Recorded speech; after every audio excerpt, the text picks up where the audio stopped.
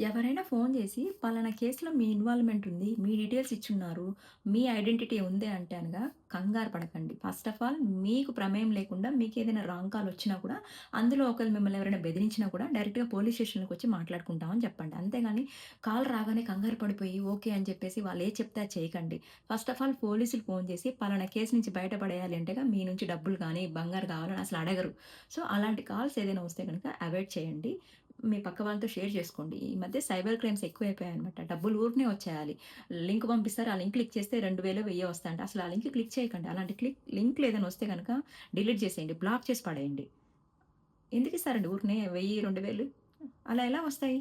So, మీకేదైనా forward messages వస్తే మీకు వాలిడ్ అనుకుంటే చదివి పక్కన పడేయండి. అంతేగాని అన్ని లింకులు క్లిక్ చేస్తా కూర్చోకండి. మీకేదైనా అసలు ఇది డౌటు ఉందనుకుంటే పక్కన వాళ్ళతో ఎవరితోని షేర్ చేసుకోండి. లేదంటే డైరెక్ట్‌గా పోలీస్ స్టేషన్‌కెళ్ళి మాట్లాడండి. అంతేగాని రాంగ్ కాల్స్ రాగానే కంగారు పడకండి. కొంచెం అవేర్‌నెస్ తెచ్చుకోండి.